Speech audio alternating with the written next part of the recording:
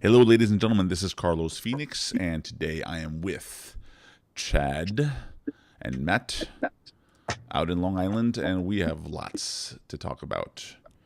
So, the first thing we're going to get into on the Indie Lounge is today, even though you may not see this the same day, we are going to talk about the new iPad 2. And some people are making comparisons with the Xoom. We're going to talk about some other things that have come out for the iPad Xoom that will be out when it releases. And we'll get into some video game conversations. So, Chad and Matt. Hello, how you doing? All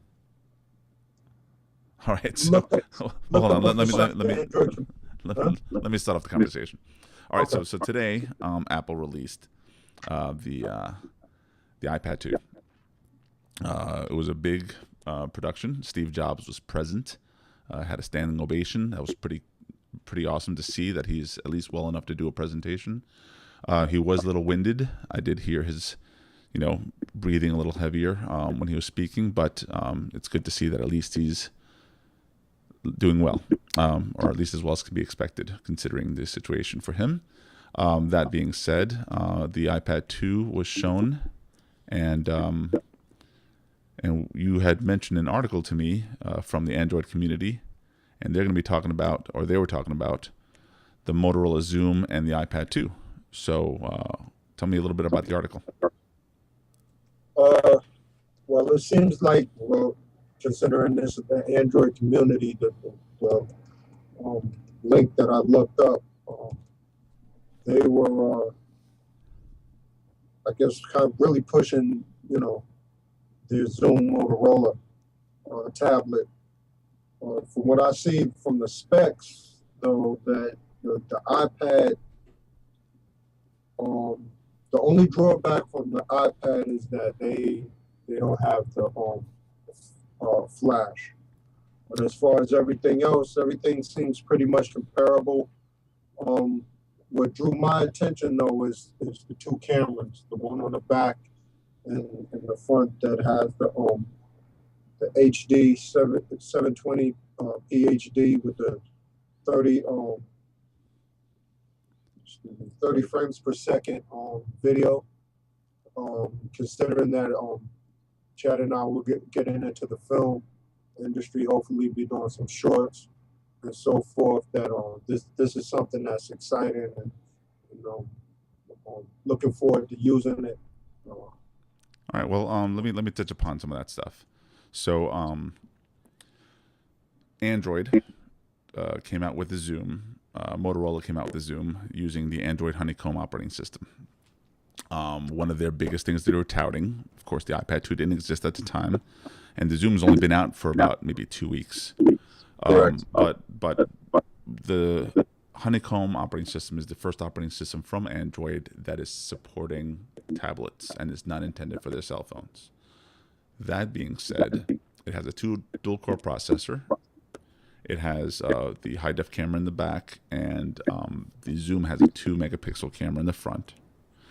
It's different from the iPad in respect that the high-def camera on the iPad, does not have a flash and does not have a video light like the Xoom does, and it has a VGA camera in the front.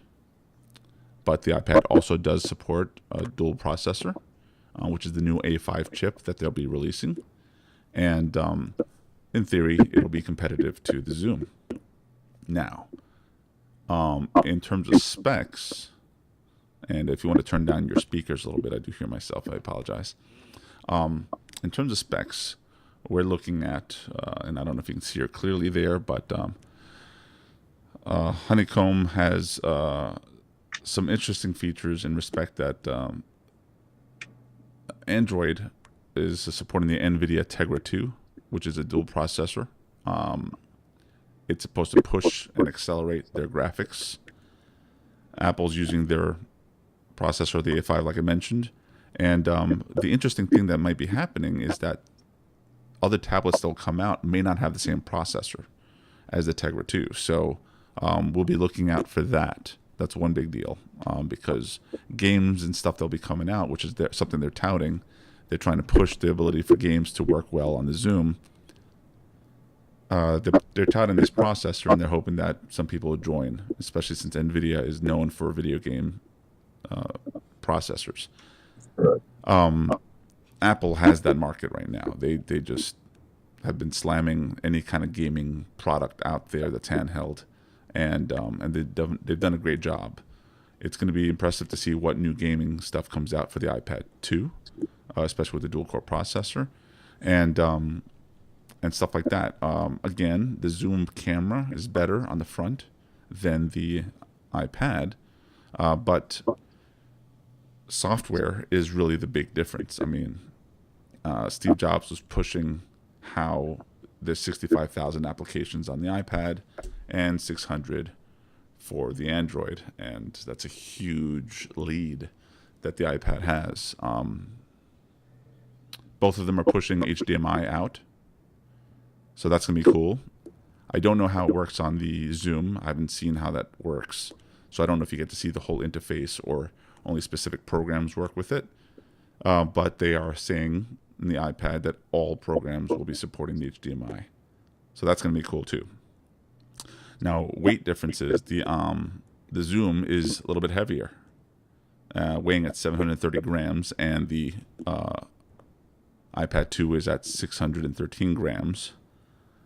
And the Verizon version is 607 grams. Who cares? Anyway, yeah, it's thinner, it's lighter. To be honest with you, can I make a comment on that? Yeah, sure, go ahead. Now, considering that, like, I would agree with you, who cares? But there are people out there that care about, because we're moving in a world now where, for lack of better term, smaller is better. I guess with the iPad, the iPods and so forth, the nanopods. I'm walking around with my iPad. That's the question I get. Isn't that cumbersome? Isn't that heavy? What are you doing? Well, I'm listening to music, or I'm looking at something like, I need something that fits in my pocket. Well, no, that's true. I mean, there are the Android folks. The Xoom is got a 7-inch screen. Oh no, my bad. I'm reading here. It's actually a 10.1-inch screen. Correct. Yeah. And then the iPad is a 9.7-inch screen. The resolution on the Xoom is actually a little bit higher. It's 1280 by 800, and you got a 1024 by 768 resolution on the iPad. That is one of the things that I was disappointed in. I was hoping that they would come out with the Retina display on the iPad. There's tons of rumors that saying that later this year they'll come out with that. I don't know, but it's a big deal for most people. It is thinner. It looks very elegant. They came out with a new case, or basically a new screen that screen protector just sits on it. It magnetically latches onto the side of the iPad, and then just allows you to slap it down onto the screen, and it automatically turns off the screen. That's pretty wild. Reminds me a little bit of the BlackBerry. When you used to have a BlackBerry, you put it in the case and it'll just shut off the phone or put it to sleep. So I think that's kind of neat that they incorporated some new technology on that. But which one of the two products are enticing you guys? Presently we're iPad users. We're familiar with the product. I can't say that I've ever owned any Android products at all, so I'm not going to make comment on them to say whether or not they're better than an iPad, but I'm quite comfortable with an iPad. The fact that there are dual cameras on is quite appealing. We can now do video conferencing, not just from the iPhone 4, but from the iPad 2, which is great. Well, touching base on that, so the iPad 2 does support FaceTime, which is something that's on the iPhone, and now you can have direct conversations between some with an iPhone and some with an iPad. Your Mac friends have FaceTime as well, so they can video chat directly to your iPhone and the iPad. Software, Apple announced iMovie, which has been out for the iPhone, and I've used it. It's pretty impressive considering how small your screen is, and it's a very limited amount of space for an interface to do editing of video. But they released it for the iPad, and it basically looks like the Mac version of the software. I was pretty impressed. What I found was that the limitation is in the memory of the iPad. I thought, okay, you know what? The big jump they can really do if they're not going to be doing something extravagant in terms of changes is that, okay, let's now make the minimum amount of memory. I mean, it's a desktop. It's a desktop that fits in your hand. I mean, it's allowing you to do everything from word processing, printing, video editing, and now with GarageBand, even music creation up to 8 tracks. It's a laptop in your hand without the keyboard. Increase the freaking memory. I mean, don't give us all this and then you're like, well, I'm recording high def video and oops, ran out of memory. I'm sorry. I have 300 applications and I'm limited because of memory. I can't even stick on a hard drive to it and just have memory recording externally. So that's my one of the issues that I have. Great, you're giving me high def video recording. Great, you're giving me the ability of editing this video. But I can't do anything like do a feature film. Yes, I said it. A feature film on an iPad. I mean, somebody did a feature. I think it was like a 1 hour long feature. They probably didn't have any applications in the phone except for the iMovie and video recording. And they edited and did it all on the iPhone, and that's great. But if you want to do a little bit more, let's say now you can do the soundtrack to the movie on the iPad, but you're going to run out of memory. It's got 250 loops in GarageBand. I mean, if it's anything like it is on the desktop, it's going to eat up a lot of memory. So if you're really going to be going after this in the, well, I want to do a short film type of thing, or maybe a limited TV show type of thing, or even just record my family type of thing, you're going to have to buy the 64 gig version just to have plenty of space for video. That's my 2 cents. Apple, you could have done it. I would have paid a little bit more for it. Well, we all know that Apple dropped the ball on that one. I mean, there were mock-ups that were leaked out that stated that they should have had a card reader in it. That's what I was truly expecting to be announced today, and it turns out that wasn't true. I mean, it'll probably come in a later iteration of it, but they could have did better. The thing is, the card reader is something they can add to it, so it exists at least. Yeah, but I'm referring to the one that was actually supposed to be built into the iPad too. If you've seen any of the earlier prototypes of it. Well, the rumored prototypes, we don't know if that was ever even a thought process behind that. But I don't see that having that much of a benefit. Yeah, it works on cell phones, but the problem with the cell phone ones was that the speed between transferring into the memory card was really slow. And yeah, Apple has the technology to make it super fast, especially since they launched their new laptops. But that would have been expensive to add to something like the iPad. Maybe the 3rd or 4th version of the iPad, they'll do something like that. Right. So built-in card reader, I don't know. I mean, it would have been cool, but I just don't see them making it. It wouldn't be beneficial. I mean, the card reader that you have now is more of an input thing, not an output thing. Exactly. So I think what you're hoping for is that they would have added it in to bring it to be an output thing. Yes, correct. So, I mean, the technology exists. It could have been incorporated. You're right. And that could have been something that would have made them stand out a little bit more. But that's the Zoom and iPad comparison there. I mean, It would I mean, be nice I don't even know if the Zoom does it that way either. I mean, I see they have Bluetooth, they got stereo headphone, mini USB, but it doesn't really talk about, as I look here, I don't see them talking about a card reader either. But Apple had their jump start in the game. I mean, why couldn't they be the first ones to do it? I mean, I agree with you there. There's so many, but they've done so many firsts. I mean, it's just a matter of time before they try to fit something else like that in, especially when you're considering how much thinner they got. That's just another component to add. I would also think that it's not that cumbersome. They're not. Well, I mean, I don't know. I'm not an engineer. they just squeezed it by 1/3. I'm sure they were trying to get stuff out instead of trying to put more stuff in. Well, that being said, one other announcement that Apple did make is the Random House. Random House is finally, they were holding off from publishing all their books in an electronic fashion. So they weren't allowing anyone to sell their books through Amazon or Nook or even the iPad or iBooks. So let's get the camera on me so that you're not looking at a bunch of no moving lips. And they finally released 17,000 books to the iBook store. And I'm sure they will do the same thing to Amazon and Nook and stuff like that. But Apple, as always, has gotten first dibs. 2,500 publishers, 6 major trade publishers. And I'm sure that's also going to include a lot of school books that they've published.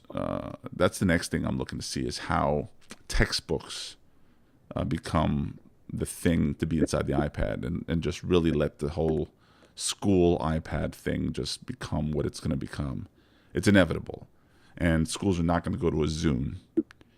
There's no apps to really say, oh, by the way, you mentioned Flash on the Xoom. Flash is currently not available on the Xoom. So it's not. It's going to be released, but it's not available currently. Wow, that's surprising coming from Google.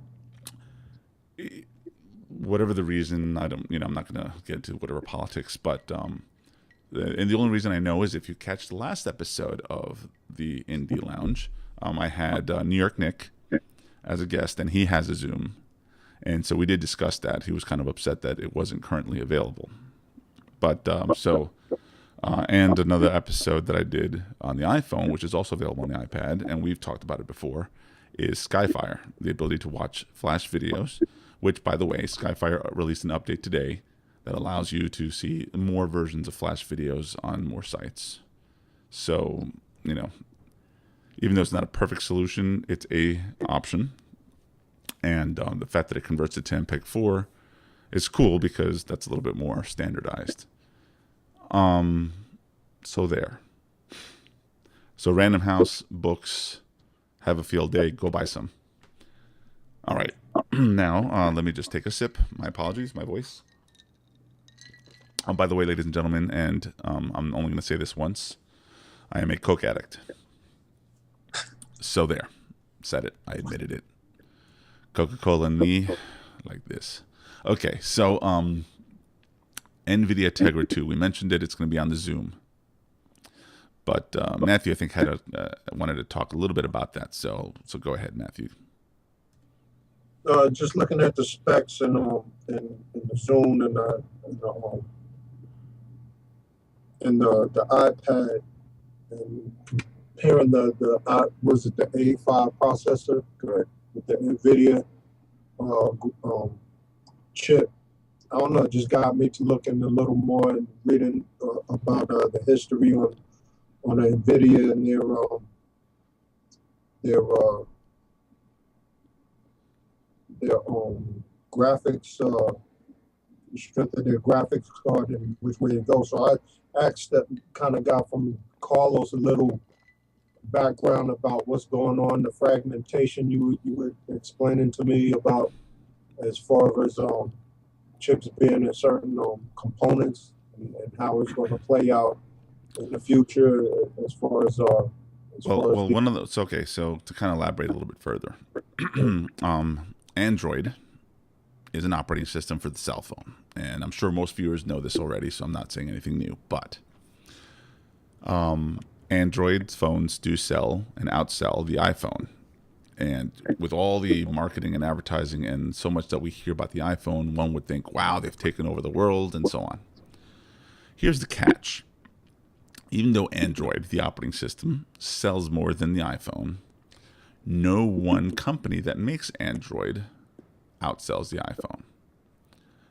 No one company makes more money than the iPhone. The iPhone is the highest money-making product in cell phone technology in the world. They make more money than Nokia, which is the highest selling phone in the world. And even though they sell more phones, they don't make anywhere near as much money as Apple does with one phone. And that's that. Okay, that being said, Android is being made by HTC, Motorola, and probably another handful of brands that I can't think right now, LG, and there's plenty more. Each one has its own pursuit of how they want Android to perform on their cell phones. And the way it works is, they all create their own interface. For example, Samsung makes their Galaxy phones, and it has a particular interface, and it functions in a certain way. And Motorola has the Droid, and they make it work a certain way. They want it to look and respond and react in a certain way. And Google, because it's an open platform, they allow you to control that, and it's open for them to manipulate how the graphics look, how it changes, how it slides and mushes, and whatever it is that you want it to do. So if I gave my mother a cell phone and it's a Droid, she learns how to use it, cool. But let's say next year she wants an upgrade and she gets a Samsung Galaxy. It's going to be different, and she's going to be lost. And yes, over time, if she's geeky enough, she can get into it and learn how it works. So that's one part of the fragmentation. Second part of the fragmentation is processors and how it works with the Android operating system. And that brings in this part of the conversation. So, for example, CNET made this article. It's a new form of Android fragmentation. They're talking about the video processor. It's not the video processor, it's the actual processor for the whole machine.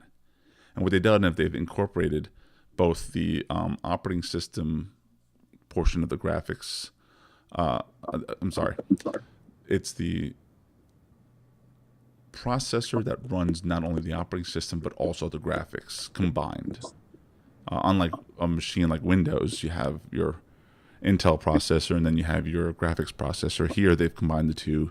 It's pretty powerful, very impressive, and we're all enjoying the results of the technology. And I hope I haven't bored everybody to death. I hope I didn't lose all you by now. But the problem is not everybody's going to use the same processor. And because of that, the experience is not going to be the same. Now, that's our experience. The people who are writing the software will also not have the same experience. They have to modify the software to work with individual cell phones to make sure that it all works the same way. And that is what the article is about. The article focuses on how that fragmentation, the people who write the software have to optimize it and make sure that it works well with the Xoom.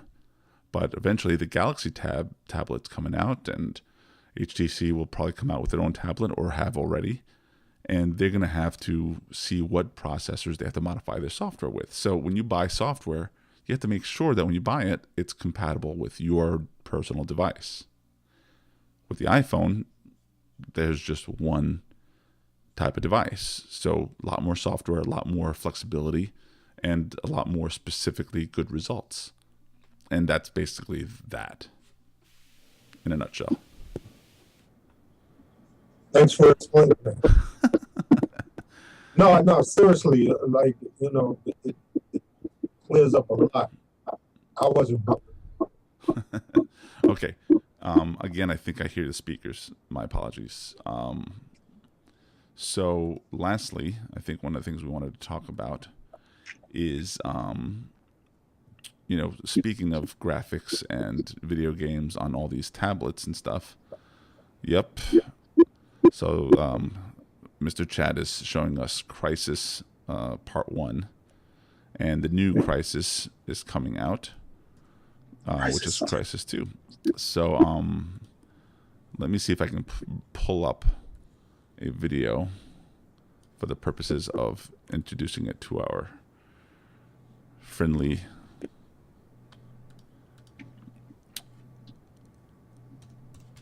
viewers. And remember, we record this show live, so there's no editing and there's no...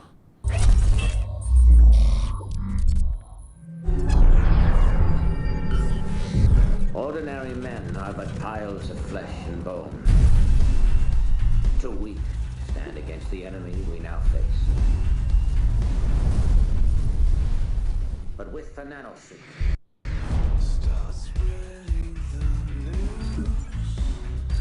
I can give them speed, invisibility, and unimaginable strength.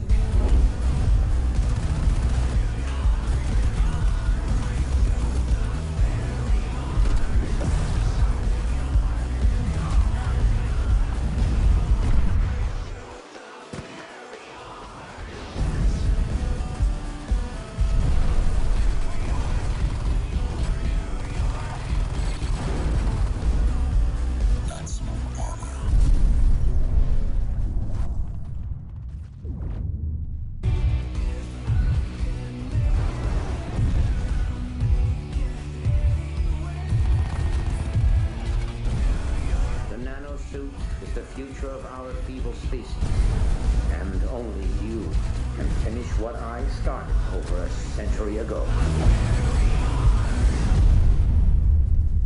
Incoming alien threat. Armor mode engaged.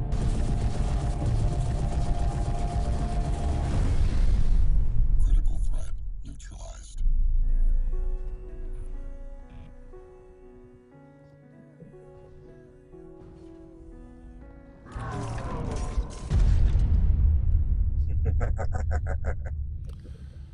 Yes. So, Achieved with CryEngine 3. all right. So, that is the video game that they're excited about. Unfortunately, I'm not that much of a gamer, but I will be. I promise you. So, tell me a little bit about this game. The trailer was pretty much self-explanatory. Nanosuit is a weapon against aliens that have basically taken over the planet, taken over New York. The scientist develops a suit which augments a person's strength, speed, reflexes, and so forth. You also have a moment of invulnerability with inside the suit, cloaking capabilities. It's, I haven't played it personally, the first PC version. I watched this man play it, and it looked interesting. So when he told me that the second version to this game was coming out, I'm counting the minutes, looking for something new to play. Now, the catch on this is that this is the first time this version or this video game is coming out on consoles. Oh, So right, Xbox and PlayStation 3 and Xbox. Right.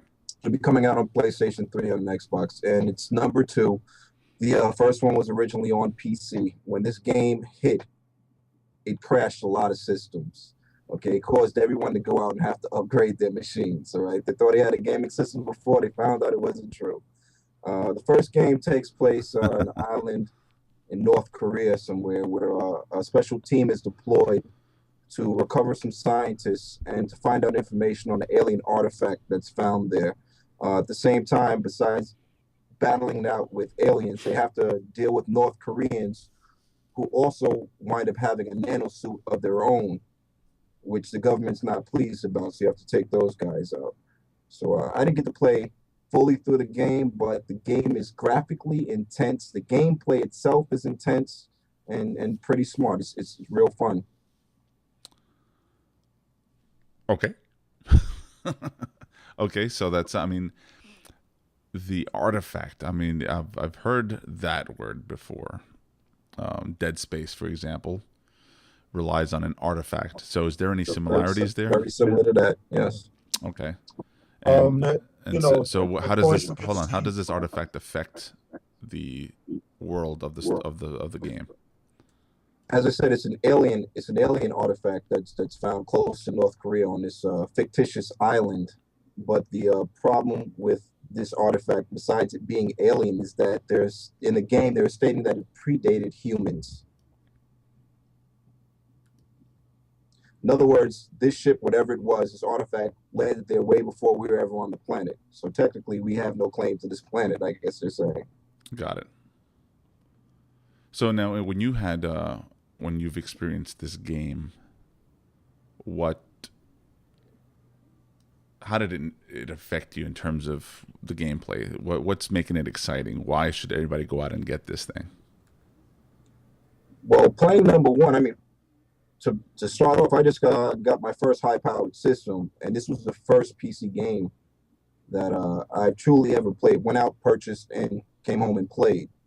It's a little difficult to get into, trying to get into a PC game using the keyboard and everything. I mean, the mouse to aim is great and the whole nine, but it took some getting used to, just like playing a first-person shooter on a standard console. But Crysis 2, what really sets the mark for it is the first one was set in the jungle on an island, as I said. This one is bringing it home. The settings take place in New York City. So you're seeing a devastated New York City. You're recognizing sites, as we all did earlier. And as you pointed out, some of the buildings were placed incorrectly when they built this game. No. But it brings it home. You see the devastation. You're battling aliens, like on 42nd Street. I mean, that's the rapture for me right there. I'm in New York City. I want to see what's going on in the video game and compare it to what's out there. Okay. I think the gameplay, you see it like the first person shooter. Like you said, you see elements of Dead Space, Halo, some other things. So that people of that like the first person shooters and like the sci-fi storyline, that type of genre, it's gonna be a big draw. It's all about the mayhem. Why not buy it? All right. Okay. All right, guys. I think that's going to conclude our show. We went over some of the topics that we wanted to touch upon, and I think we've touched base on everything. I am Carlos Phoenix, and you can reach me at Twitter at Carlos Phoenix, or you can get me at Facebook /Carlos Phoenix. And what about you guys? How can people reach out to you? You can reach me on my email at magnumzappa@aol.com. Any other comments? My information soon will be coming. All right. Well, before we go, I do want to thank my sponsor, or our sponsor. Again, it is the wonderful The Art of Tees. These guys do custom t-shirt printing. They can basically take your designs, put it on any kind of shirt you want, and match the artwork pretty precisely. They also do light up t-shirts, brochures, business cards. I mean, lots of print stuff, but theartoftees.com is where you can find out more about them. And if you have any questions, I'm sure they have a contact page on the info button on their website. So that concludes our episode. Thank you very much for watching. We'll be back next week with much more to talk about, and we'll be starting to touch upon some films, and I got some interviews lining up coming soon. So keep watching. Thank you very much.